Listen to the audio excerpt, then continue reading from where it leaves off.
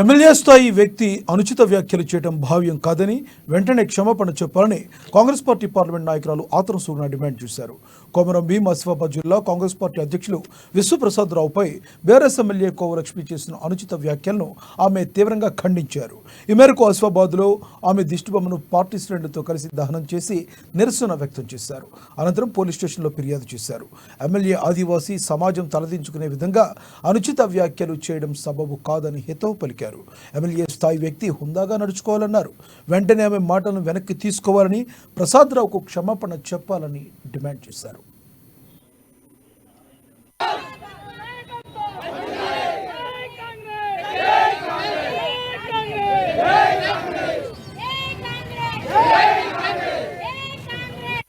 ముప్పై సంవత్సరాల నుంచి రాజకీయం చేస్తున్నా అని చెప్తున్నావు కదా, గిదేనా నీ రాజకీయం?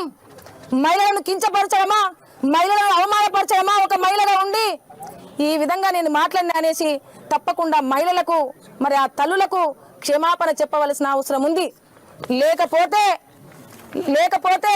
కవితకు పట్టిన గతి నీకు తప్పకుండా పడుతుందనేసి చెప్తున్నా. ఎవరైనా అడిగితే పోరాట స్ఫూర్తితో వచ్చినటువంటి వాళ్ళం, ప్రజల పక్షాన ఉండేటువంటి వాళ్ళం, ప్రజల కష్టాలు తెలిసినటువంటి వాళ్ళం, ప్రజల అభివృద్ధి కోరుకున్నటువంటి వాళ్ళమే. కాబట్టి ఈరోజు కాంగ్రెస్ ప్రభుత్వం మరి సీతక్క గారికి, ఒక ఆదివాసీ బిడ్డకు మంత్రి పదవి ఇచ్చింది. 10 సంవత్సరాలు పరిపాలన చేసినటువంటి క్రమంలో మీ బీఆర్ఎస్ ఎవరైనా ఆదివాసిని గుర్తించిందా అని ప్రశ్నిస్తున్నాం. ఈ ప్రాంతంలో బడుగు బలహీన వర్గాలు ఉంటారు కాబట్టి ఆ ప్రాంత అభివృద్ధి కొరకు తప్పకుండా అభివృద్ధి చేయాలన్నట్టు ఒక గొప్ప లక్ష్యంతో ఈ ప్రాంతానికి సీతక్క గారిని ఇన్ఛార్జిగా పంపించడం జరిగింది. మరి అభివృద్ధి కొరకు ఈ ప్రాంతానికి సీతక్క గారు వస్తే మరి అభివృద్ధిని సహించలేని మీరు ఈ విధమైనటువంటి మాటలు మాట్లాడమా?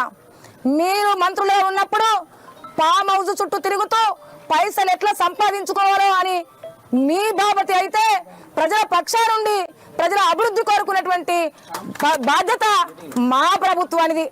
మరి ఈ రోజు మరి 30 సంవత్సరాలు నేను రాజకీయ జీవితం అని చెప్తున్నావు కదా, 30 సంవత్సరాల రాజకీయ జీవితంలో ఇలాంటి మాటలు నేర్చుకున్నావా అని మేము అడుగుతున్నాం.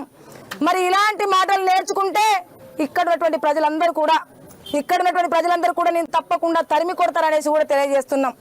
మా కార్యకర్తలు తలుచుకుంటే ఎంతసేపు నీది, కానీ మా కాంగ్రెస్ ప్రభుత్వము మా కార్యకర్తలకి అది నేర్పలేదు.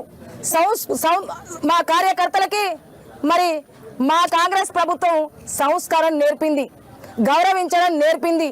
మరి వాళ్లకు మా అభివృద్ధి